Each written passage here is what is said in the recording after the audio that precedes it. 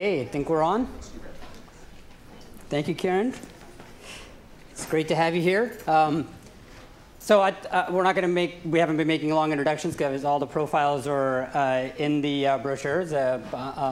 So Karen, of course, is the new national coordinator, the chief of the ONC that many of us either love to throw things at or praise or complain about, depending on what day of the week it is and what news has been made and how good we feel about systems that aren't working or how many forms we filled out that day at a doctor's office. So they get a lot of blame, but they're doing a lot of work as well. And that's really what we wanted to basically talk about today is, from a privacy perspective, all the new things, and as a new coordinator, there are a lot of changes that have been started, and of course lots more coming over the coming years. And so what I wanted to do was to first put up this map. It's a little bit hard to see, I think, for you guys in the back, but all this is supposed to show is, how many of you know about thedatamap.org?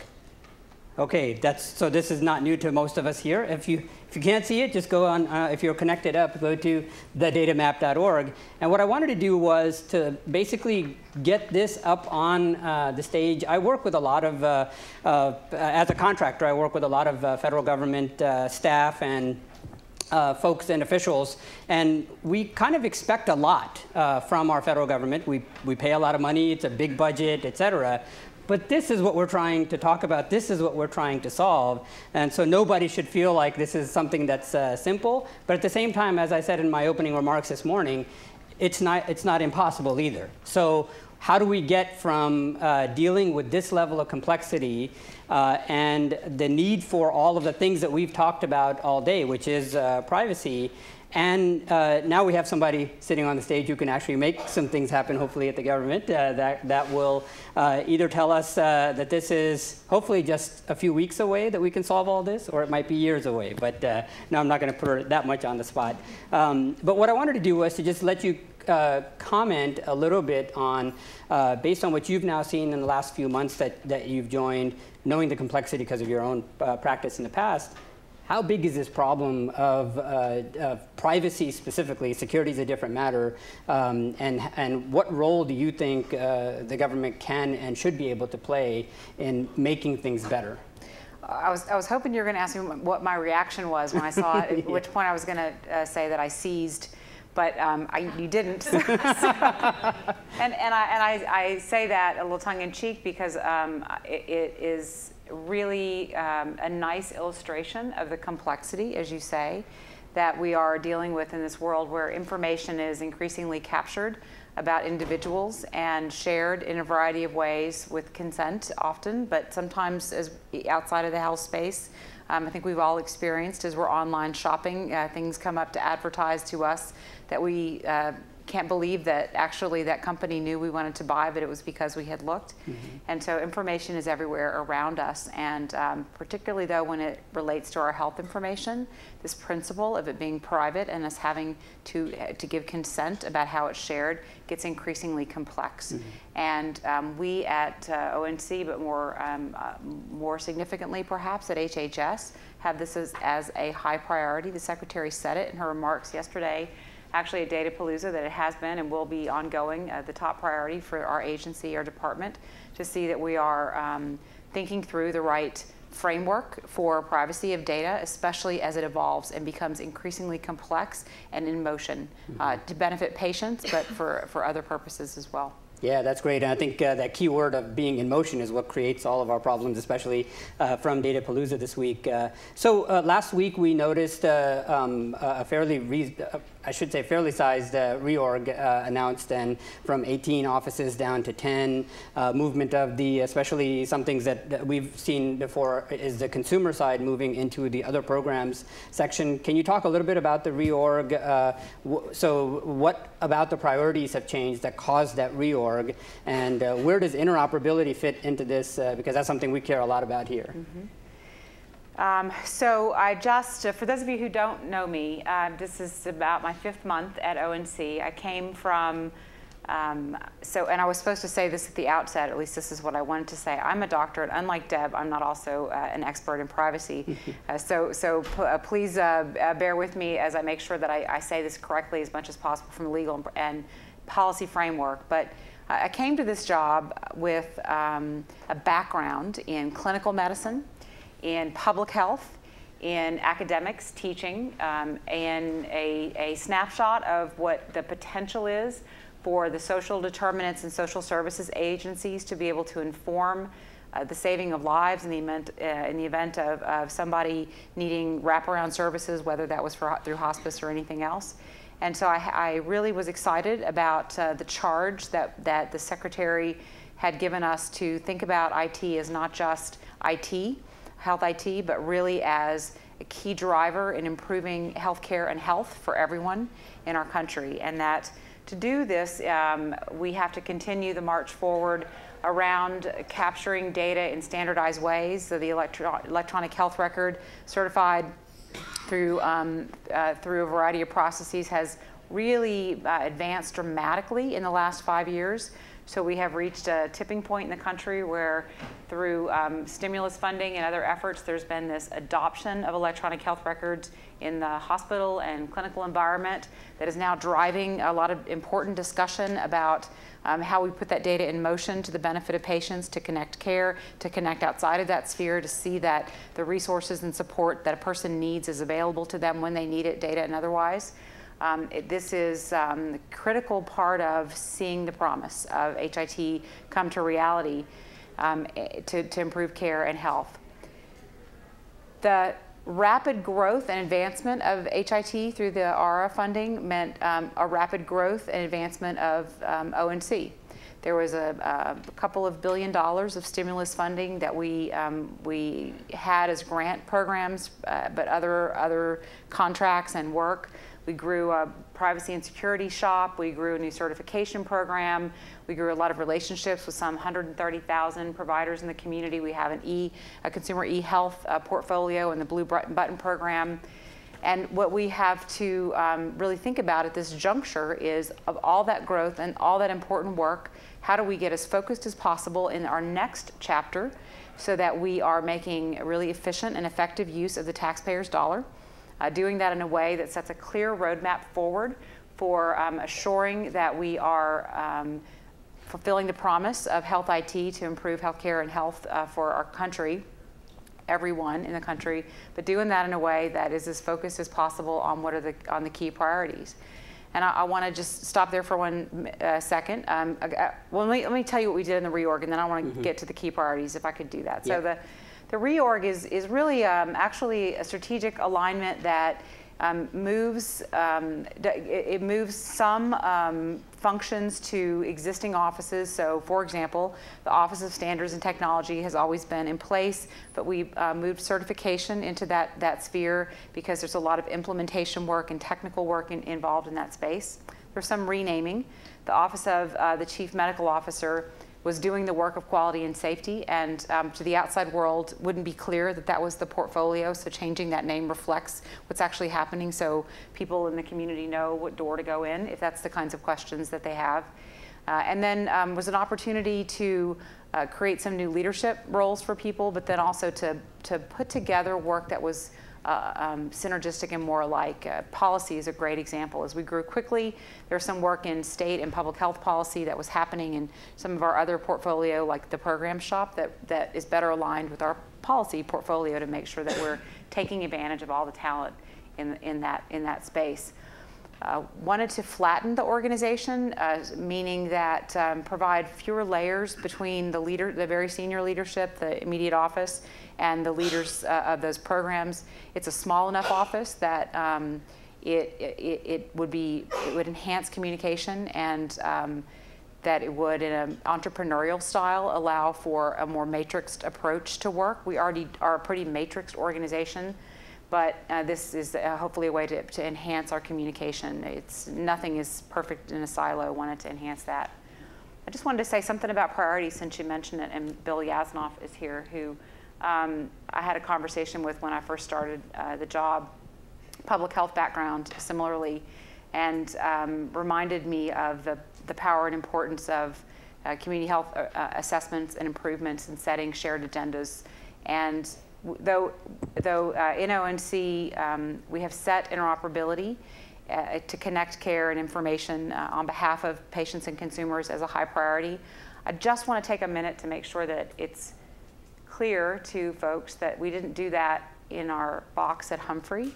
I spent the first few months doing quite a bit of informal environmental scan and formal environmental scan, looking at what kinds of writings, letters, comments we were receiving from our stakeholders of all walks, thinking about questions to ask in conversations both in DC but across the country with individuals and stakeholders about what mattered.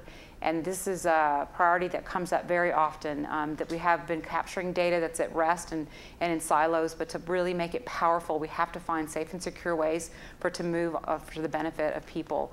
And doing that is complex across the board. It takes a set of expectations and agreements around governance of that information at rest and in transit. It takes a set of agreements about the standards and the technology involved, about how we're going to support that financially going forward. What is the right regulatory environment to allow that to happen? What are the safeguards that we put around that data going forward?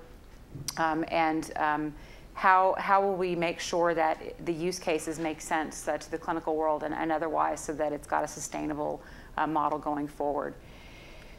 It's the reason I tell you about all the complexity of interoperability, because you all know this, but because as a reminder, as we thought about reshaping ONC to meet the future needs of a differential funding expectation of a different world that's coming, we wanted to also think about how we could be structured so that we could answer some of those big questions in partnership with the private sector. And do that to make sure our teams were as maximally effective and efficient as possible. And we could get into the weeds about how we did some of that work, but it is that interoperability piece, which is an unfortunately very technical term, is so complex. It does require all of that team to be at the table and then some. It requires all of us to have some shared responsibility, thinking through how we're going to get there in a way that meets everyone's needs and expectations. But also it's going to take a lot of work. It's a collective impact approach, and we are just beginning that journey at ONC. We will be shortly releasing a vision paper that will be an invitation to folks to come to the table to talk through how we can get there, working on a clear roadmap for how we can go forward. Some areas will need to lead. We have so much strength in our privacy and security shop under Joy Pritt's leadership. That I see that as a place where we can really help lead. There are other places where I think the business modeling, et cetera, we need states and private sector to help think that through. But we will be working on that with the federal HIT partners. This is one of our congressional responsibilities, is to set the federal HIT strategic plan. They have all already shared. That is a top priority amongst other things. And we will be going out to the community to develop a shared national set of priorities, an agenda that we can all agree on, that will involve our interoperability, but I fully expect it will have privacy and security of data at the top, because as you know, it's that privacy and security is not just about interoperability, but about big data and individual data and this growing mass of data that may help inform people's health. So what are your thoughts on the general fear? So one, I'm a big proponent, and I will cheerlead anytime anybody's doing anything around interoperability. One of the worries around interoperability is what happens with privacy when like Datapalooza earlier this week was all about pushing data out, making sure it's open and transparent, et cetera, which is all great. And of course, we want to push that because better data and more transparent data hopefully means better care, lower cost. Where do you think the biggest dangers are from your perspective, either from public health or other areas around privacy, and what should patients be worried about as we promote more and more interoperability? Where can they help out? And talk to us in this realm of the ownership side, right? Because there's a question when we look at data transparency. If I'm an institution and I collected data about you as the institution, that's transactional data for me. Patient comes along and says, wait, that's my data. Who's going to set that tone to say, does all of this data really belong to the patient, even though it's part of the institution? Or is there some institutional data that they don't have to share with the patient? And I know you don't have all the answers to this today. What is that framework that you think that you've set up? And some of this may fall to Joy's office directly, and she's speaking here tomorrow, so hopefully we can ask her some questions as well. Where do you think that framework is going to help determine some of those answers? So at the department, generally, because the big data is about data beyond ONC's realm, but at the department, I said it at the outset and I'll say it again, the privacy and security of the data is a top priority, and Joy can get into a lot more of the details about some of the strategies we have underway, not only in HHS, but with the White House and others. I would share with you that HIPAA is the foundational framework for what we do, and within that, this importance of patients having access to their data and a related issue of consent about how their data is used. A nod to our privacy and security team, for example, that they have been working in 2 streams of work, as an example, to simplify and clarify the consenting of data use. This is for providers and patients and caregivers. Of utmost importance is that we have clear consent around how our own data is used, whether that's for our individual care or at a grander level, that those consents are clear and concise and informational and transparent and available to be seen in language and culturally appropriate. This is a complex but something incredibly important that we have to keep working on. And then by the same token, that providers, doctors, hospitals, other providers understand the importance of data security. Some work that we have done to begin to simplify the training around data, so that there's some, for example, our security or risk assessment tool, which is out for comment. We're looking for some feedback about how to make that better, simpler, more available. As a doctor, when I saw that tool, I was really excited, because it was in all the trainings that I have had around HIPAA and privacy and security in my 20-year career. It was the most straightforward and just enough, get your attention about what can be really done. So I think this is a shared responsibility, is where I'm going, is that the department has responsibility, the White House is weighing in, we have partners in the federal government, but the providers, the patients, and the private sector have to make sure that we're really clear with folks that they have a right to consent to how their data is used, and make that available in such a way that it is not confusing, and by the way, that they can change their mind. Right, yeah, makes sense. And by the way, we're going to open this up for questions, so have your questions starting to be thought about. So the 2 things that she mentioned, which are very important, is the SRT. How many of you have heard of the security risk assessment tool, SRT? That's good. So you should check that out. It is a downloadable tool that helps you figure out the checklist and what should be done. So setting that baseline, we should not consider that the full security checklist, but it's definitely a great start. And the other thing is on the e-consent. How far do you think we are, just generally speaking, from ONC's publishing of the e-consent requirement? Is it still pretty far away? Because I really like the general direction of moving e-consent into an executable consent, not just a sheet of paper that you hope that we're going to go into. So there is some work going on there. If you have any information on that, I'd love to hear. I don't have any late breaking news, but I bet you Joy can tell you tomorrow. What I would share with you is this is back to setting a set of shared national priorities and a shared national approach. In some of these areas, for example, ONC under R really pushed and encouraged our grantees to put patient privacy and consent at the front, the opt-in, opt-out options, and really begged the question in actually a really important way. I had been a grantee in a prior life, and I remember those conversations, and it went all the way to the governor's office about what were the privacy and security issues and expectations in our community. I think also you're seeing a lot of conversation happening in our policy committee, and some pilots that we're doing around the nuances of consent, about the patient's opportunity to segment their data and decide who sees what, when, and how. That is, I think, an area that's really ripe for conversation and for technological and policy conversation, and it sort of relates back to what you're saying of who can see what and for what purpose, but sometimes it's the data around, for example, substance abuse treatment that would have more implications, but we are already trying to work through some of the questions and potentially some solutions, but I do think that there's far to go in that segmentation space. Mm-hmm. And do you think especially from a consent perspective, given how complex it is, do you feel that, that this is an area where you'll just set the floor from an e-consent point of view and say, okay, this is the basic that we have to do, and then there will be a lot more innovation that the industry can do on top of that?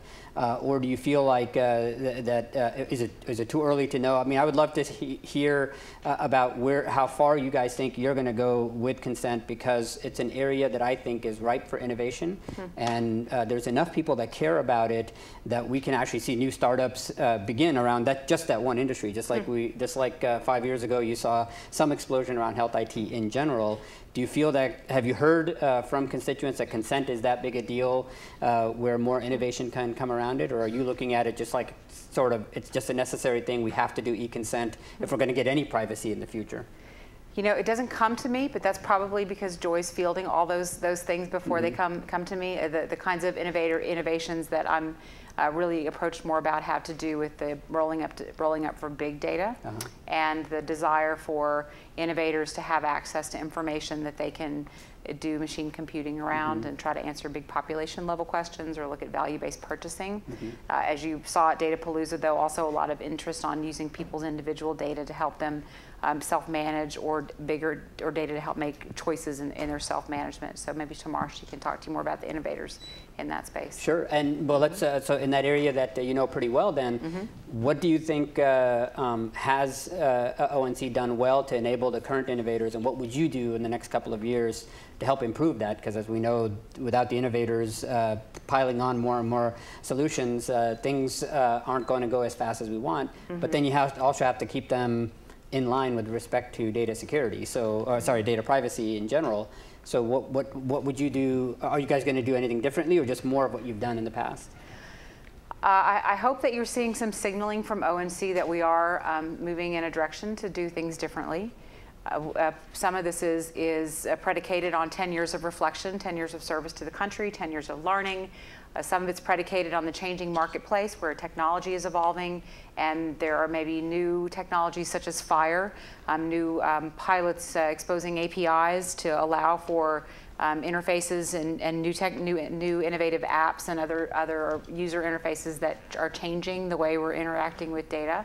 The marketplace is changing because payers, both public and private, are paying for care differently and driving the need for a better understanding of quality and the effectiveness of care.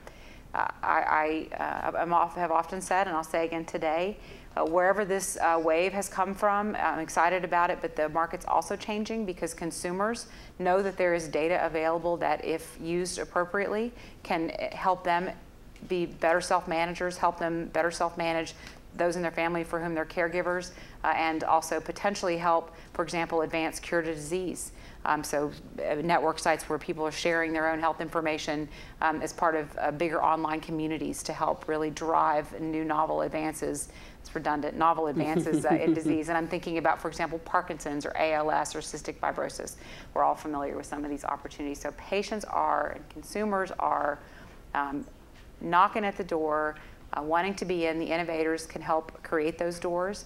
So it is an explosion, and that causes us to pause and look at how we can structure ourselves in such a way that we do create a platform that is stable, strong, secure, protects people. This is our principal responsibility, and accountability is to everyone in this country. One that is raising the floor for everyone to bring folks along, so there is not a digital divide, doing everything we can to make sure rural or low income or irrespective of payer source or type of provider, that everyone has the chance to be healthy with their chronic disease or just healthy, period. Creating that in such a way that we're working with the private sector on focusing roadmaps, standards, governance, bringing everybody to the table to have some clearer picture of where we're going. I've been quoted already, so I'll say it again. It's sort of been a little adolescent phase for IT where we've been experimenting a lot. We had the opportunity to do that because it was new. it's time for us to level out some of this playing field so that there can be new innovation on top. Otherwise, I think we can't get ahead of some of the key issues, and I'll put privacy and security back on the page, on the slate. And so let me just say this too, in case I don't really get a chance, which is all this data comes with responsibility. I've mentioned 1,000 times, and because it's at the privacy conference, there are expectations around privacy and security. We are there to work on that. That is a top priority for us and others. It also comes with the responsibility to think about assuring that we're educating patients and caregivers about their rights and opportunities to consent in or out of data and change their mind, and that we are working on ways that they can share data in such a way that it makes sense to save their life when it matters, but also protect their privacy. It's also incumbent upon us to be thoughtful about, I'm saying us, like not ONC, so the world, to use the data in ways that are going to advance health. And why do I say that? Proving known things or just creating new things is great, but it would be so valuable if we used this information, whether at the individual or larger level, to advance care and lower waste and redundancy in the systems, to avoid folks from having to get stuck by needles again and again, or to have go through the CAT scanner again and again, or fill out the forms again and again, all the way to thinking through how we can extend life expectancy and quality of life, improve quality of life for everybody. Those are the kinds of questions I want us to ask. Those are the things that we can do as a country, and as long as we're respectful of the information and put the patient right front and center and think about them as someone we want to advance and help, then the innovators, I think, are going to be moving in the right direction. So one class of innovators, which many of us in this room either praise at sometimes or yell at other times, is the class of data brokers or data hubs, or the people that are taking data from one group to another. And in the absence of true e-consent or executable consent, as we might say it, what do you think the government's role is in regulating those kind of brokers who, if we leave things unfettered and unleashed, the data will go in and the outcomes will actually be good, because more data in many cases means better care. But in many cases it's much more dangerous, because more data means more people lose their jobs, they don't get to see the doctors that they want to do, more people get fired from jobs, etc. What do you think is the role of the government just in that one new area of data brokers, if any? You know, more data isn't always better.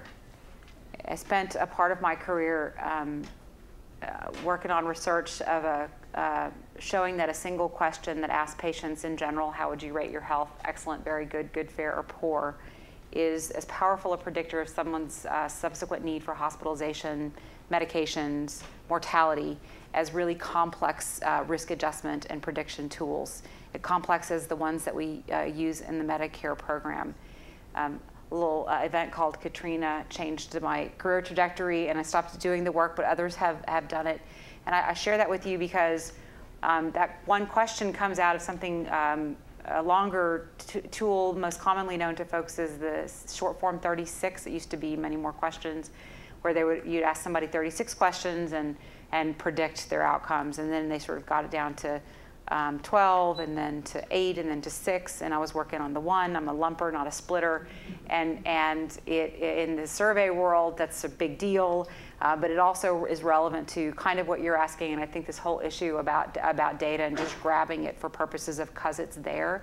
It's back to this, let's be thoughtful about what it is we want to know, and let's also remember that sometimes even just asking the patient what it is that they know and feel and project about their health is as powerful as all the other things that we can collect and accumulate. So I want to make sure we leave space for that. I would say to your question, which I'm going to really talk more about the broader data again, and that is with HIPAA as the foundation, but with the world evolving, I think there are new questions arising that we need to be thoughtful about what's the right legal and protection framework.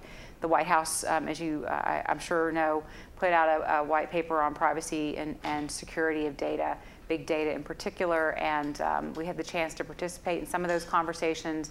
I think there's going to be some ongoing work in that area to try to get at what is the scope of the challenges we have going forward. How do we ultimately protect people and make sure that the use of the data is from their consent, and that they're not discriminated against based upon it. You touched on that, and because this is something people care a lot about. The majority of folks, 3/4, want to share their data if it's going to help others and advance their care, but they're most worried about being discriminated against. And that's from some survey work we've done and some work that we're going to continue to biopsy and look at. So it's on our radar. I think everyone has a shared responsibility in that, though. Right, but you don't feel like, so in the case of FDA being able to regulate device manufacturers, or ONC being able to regulate, at least from the certified perspective for EHRs, kind of data brokers are somewhere in the middle or on the side. It's not something that you guys have talked about much internally to look in the particular direction, it looks like. From a regulatory standpoint, some of the stuff you're talking about would be in our, we're in a comment period about our FDASIA report, so it's a place to look, but it's not, they might correct me, but I think that's all part of a broader future framework. Was that right, Joy? Yeah, it's not really in the FDASIA piece. Yeah, no problem. Because that's more about the safety side. Right. Now, you talked about the shared responsibility. In this reorganization, was there any change in the importance of Blue Button, the importance of how much access and what kind of access patients should have to their data and that portability, or did it get strengthened? Just any comments on how much control we have? Is it more or less after the reorg and what you're looking at over the next couple of years? The Blue Button program, which is part of Consumer eHealth, is where it has been in the program's office. It's actually, we've reduced a couple of layers between that office and the national coordinator. IGEA is an advisor to the national coordinator and has a hand in looking at the work that we do and always will. It's that program is got a life of its own, as I learned really quickly when I got here, and as you see from all the buttons people wear, but all the innovators in the space, the fact that the VAs had an increasingly successful opportunity with it for their veterans and others. It's a set of standards. It's a culture, a philosophy about people's opportunity to have access to their information, and it's unchanged in the commitment there. What I would kind of loop back to, and I would hope, I think IGEA agrees with this. I hate to speak for people, but that the Blue Button is such a great first step towards opening up the window, the door, the whatever, the portal, to seeing what information we have about patients in the system, whatever that might be, whether it's lab data or pharmacy data or claims data, where I would want to be as a patient and where I would want my patients to be as a doctor and as a policymaker. What I'd love to see is that there's this opportunity for bidirectional sharing, so that it's not just that we let patients see what we think about them, but they have a chance to tell us quantitatively and otherwise about their own health, and we can incorporate that into the record as well. So the step beyond as we evolve is bidirectional as well. Okay, so but it's additive. No, that's great. So in the late 90s, the government took a stake in the ground with HIPAA and said this is what they're going to do with confidentiality, and it sort of morphed into trying to become a lot about privacy controls and other things. You mentioned HIPAA a few times. Do you feel HIPAA is a good place for us to now say that it is well grounded enough, even post omnibus? I'm assuming everything from last October withstanding is. Do you feel like we're in the right place to now have what we need for the innovators to bounce off of that? Or do you think there's more that the government needs to do, and nothing happens fast in the government, so it's okay, but more that needs to be done in order for that innovation that we want? It's the first time anyone's ever said that to me, but that's okay. Nothing happens fast in the government, but that's okay. I'm just teasing. This crowd's very tense. I don't know. I'm going to have to get up and tap dance or something to kind of get y'all loosened up. They're hanging on every word you're saying. Especially Joy. Yes. Let's see. I'm gonna give you my doctor response. HIPAA's the foundation. There is additional protections in the high tech.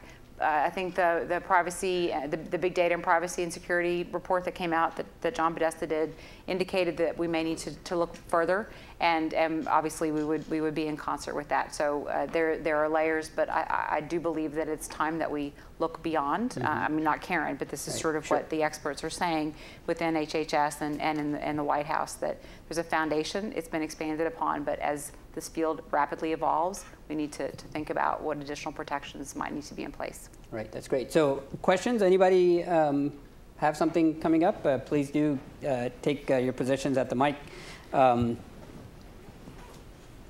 So just your name and affiliation. Scott Mays, Health Leaders. I was wondering if, you know what, I can't remember my question. I'm going to wait. Okay. Adrian's got 40 questions. That's okay. You could ask me something simple like my age. With respect to both interoperability and innovation, we're now, I think, at a place where we have three competing governance models. We have private exchanges, we have state health information exchanges, and we have patient-directed exchange, Blue Bud Plus being part of that. Do you have, how do you, so going from there, I believe about 3 weeks ago, a high clinical official in the Veterans Administration said the future, and Deborah knows his name, said the future is health records will tend to go with the patient. And I think you've said something similar in a public forum.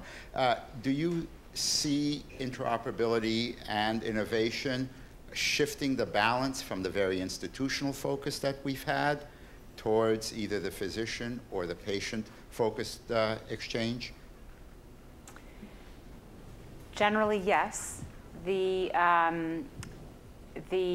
foundation that we have of health data in this country right now is predominantly in electronic health records. There are, in some cases, decades of accumulation of information that has informed health systems in a variety of ways. Some started as lab systems, some as business systems. Layer on the opportunity to add some other supports around inventory, quality, safety, right, clinical care. And so there's a rich set of data there, and it continues to evolve and grow, and adoption hasn't ceased. So that is one layer of information. All of that may or may not be necessary for you as a patient to carry with you as you go. So the exact dose, I'm going to use the exact dosing of Tylenol at 3 in the morning when you're hospitalized. That may matter more perhaps to that health system than longer term to you, as long as it's available and hosted there if you need it. So you can start to create in your mind the opportunity that there may be some legacy system data. Some pieces of it may be more relevant for your ongoing self-management and or portability as you go from system to system. We're also seeing the evolution of new kinds of data capture. Quantified self is a great example. Patients putting their own information in a cloud, and some cloud-based electronic health records that are evolving. And that is importantly, opening the mind to the fact that data doesn't have to live in electronic health records, but actually is better following folks. The Jason report, which came out last month, and no, 2 months ago now in April. It is interesting in many ways. It was started last year before I came. It was commissioned by AHRQ and ONC, and Robert Wood Johnson had a hand in it, the Robert Wood Johnson Foundation. It took some scientists who are not really technical people, asked them to solve a problem.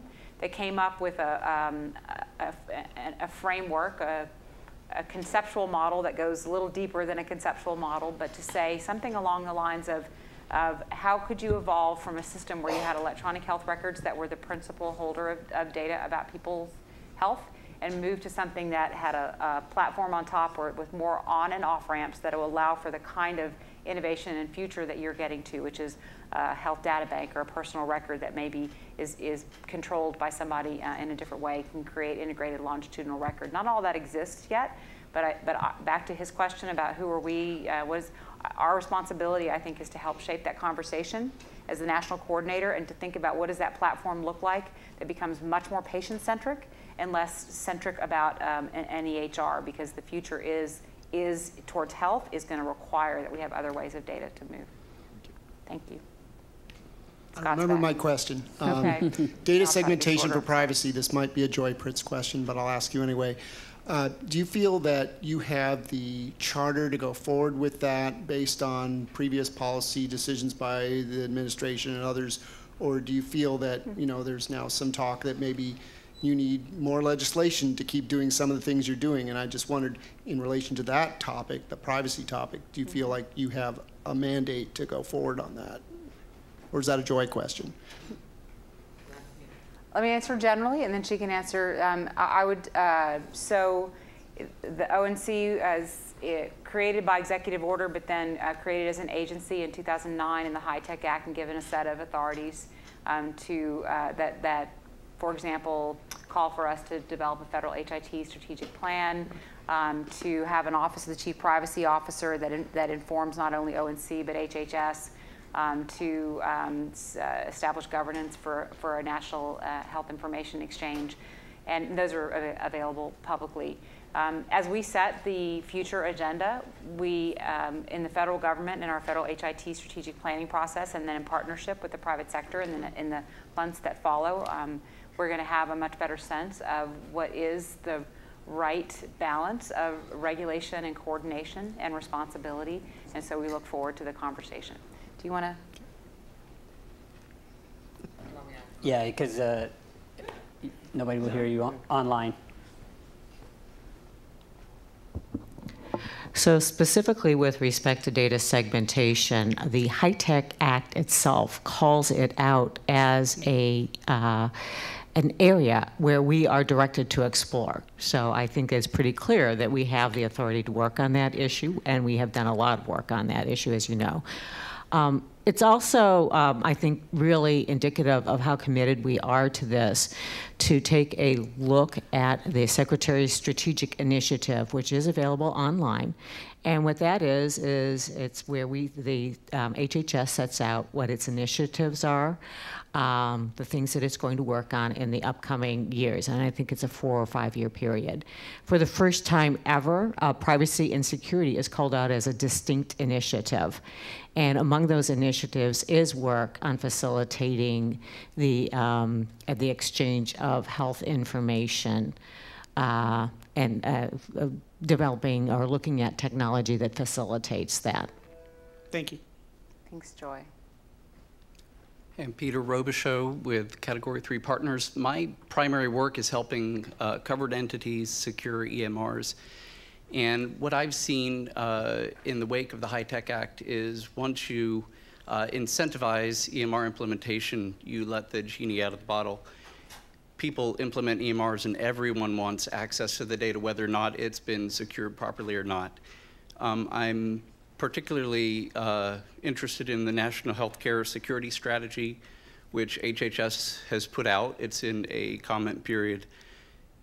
In that, one of the goals is the incentivization of data collection and dissemination.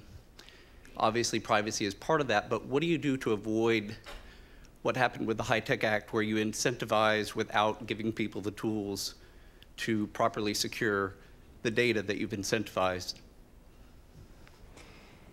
So you are, I think, speaking back to what Joy mentioned, which is that within HHS, there are sort of two priorities. There are a host of priorities, but there is a clear priority in black and white that that privacy and security of data and it has primacy, and that patients have the right to access and to have consent about who uses that data.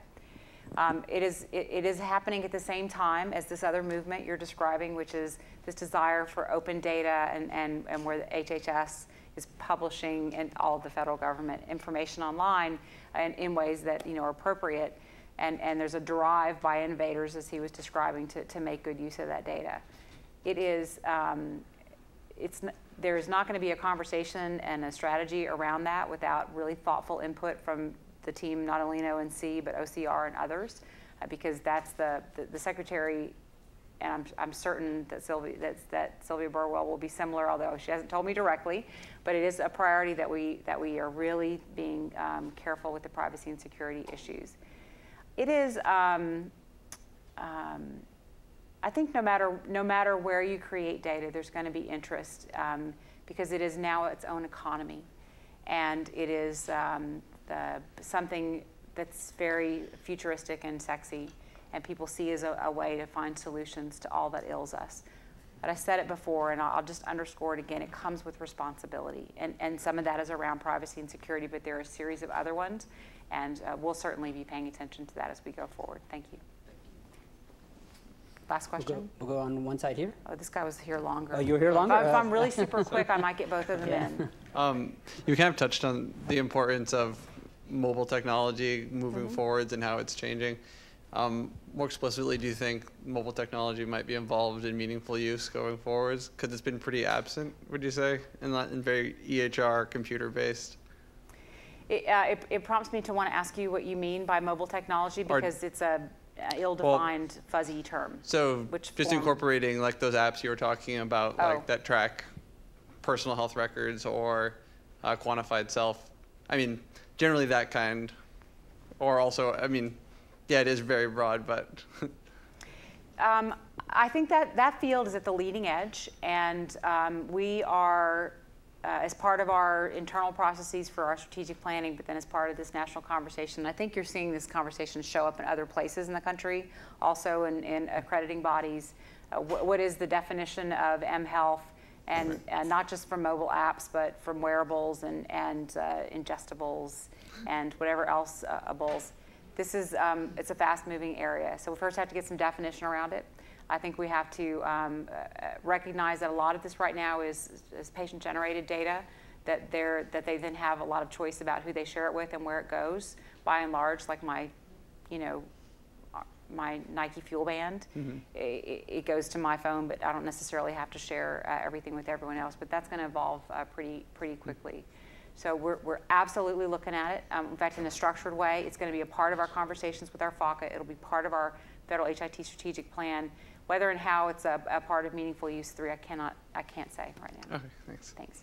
All right, last question. Okay.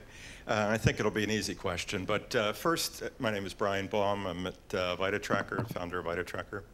And I guess as an entrepreneur in this space, I would say your comments have been very encouraging and reassuring.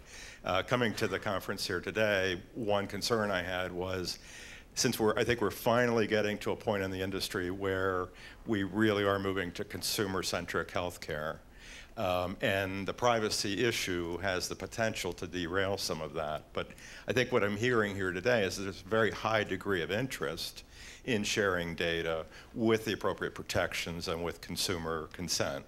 And that's what my company is really focused on, is managing that consent.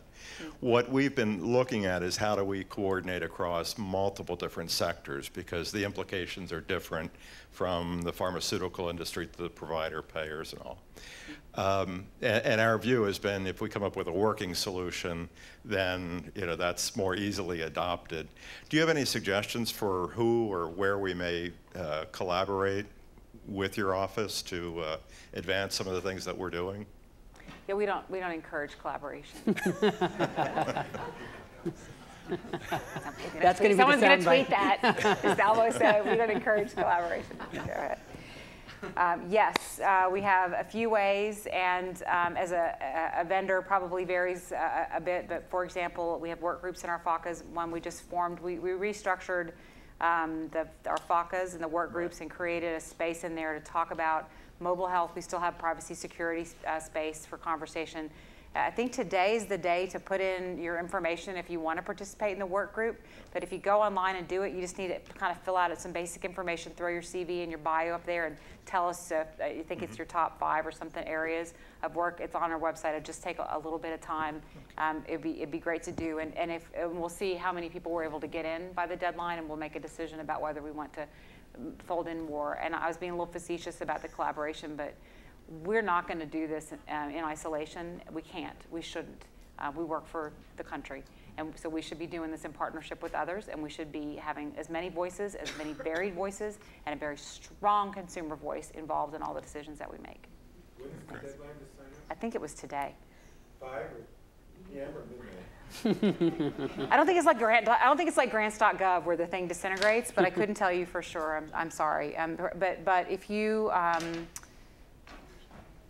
who can help me? Nora, can you, we don't happen to know the website, the date, the time? I was just looking, sorry, and then I was like, oh my God, she's talking to me. Look, everybody's on there, everyone's thumbing. I'm gonna go on. So while we're finding that out, just from a concluding remarks point of view, what are the kinds of things that you think a privacy-focused community like ours could do to help ONC make absolutely sure that the things we care about get promoted as far as thinking is concerned, et cetera, in this new reorg model? Because I think there was a good sense of how it occurred, especially with the FACAs and everything else. I think you guys have done a pretty good job there. What do you wish you had from the community that that you think maybe the community is not providing as quickly as they could or as much as they could? Or are they giving everything that you need and the government is just taking its sweet time? Before you said that was okay. No, it's okay. Love letters are always nice, especially if they're full of love. And so here's what I would say. I think that the health IT community is active, relatively organized. Much of it is at the leading edge of innovation. I think that what I hope you hear from me consistently, and what would be helpful to keep hearing from everyone, is that we're doing this for the people in this country, and we work beyond with the UK and other countries, but this is about the people of this country, which means that we have to put their needs and expectations first. It's about seeing that we have a healthy, vital community that has great quality of life, and IT is an enabler of that. So we must always put them at the center of our decision making and our policy making and thinking. So help us keep that straight. And I guess probably the other thing I would say is it's very easy in government to get very focused on what's right in front of you. It's probably easy in any job that anyone has, I guess. And if you don't stop and look up, you'll miss the forest, much less the mountains beyond. So the way you all help us is to help us see what's coming that we might not be seeing. What are our blind spots? How can we make sure that we are taking into account everything that matters? So we really do appreciate the feedback in formal and informal ways, and just please keep that up. Okay, very good. Deb, anything that you wanted to ask? No, no? We're really glad that you came. Oh, it's Friday, June 6th. You got all the time in the world.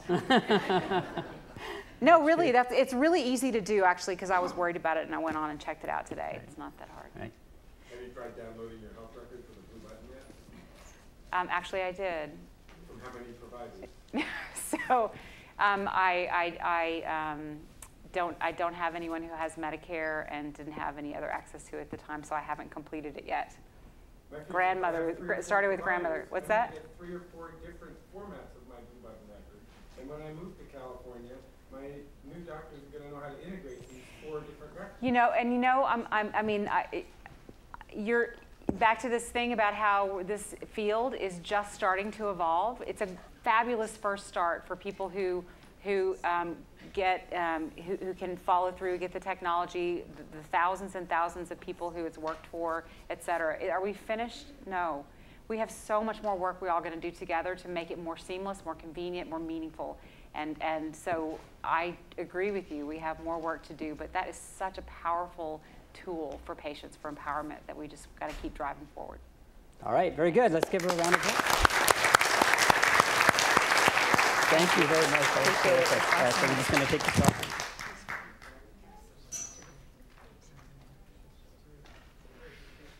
All right, y'all have a great conference. Thanks. Thank you. Well, this was a wonderful day. Thanks to all of the speakers and all of the audience and participants, the active question askers. Thank you very much. It's really wonderful, Karen, to hear that privacy and security is at the top of the Secretary's agenda and yours. We're really thrilled to hear that, and we'll be at your side to help you in any way that we can. And we would love to invite you to come to our party, which everyone has to get up and run because we're going to start in 10 minutes down at the Hyatt on Capitol Hill, and we're going to have our celebration of privacy. And it's going to be a wonderful chance to hear more about Peter Shah and LaTanya Sweeney, who are two Louis D. Brandeis Privacy Awardees this evening. And everyone will have the honor of hearing from Louis D. Brandeis's grandson, Frank Gilbert, who's been joining us this afternoon. You can wave, and he's going to tell us a few wonderful things about his grandfather, we hope. So please come join us, and thank you for today. We'll see you tomorrow morning at 8. 8? No, that's when breakfast is. Yes, that's when breakfast Breakfast starts because we want to lure you over because it's so hard to start in the morning, right? But I think it's 8:30 again. That's right. That's right. 8:30. Okay. 9 o'clock as the day starts. Okay. Thank you all. Thank you very much.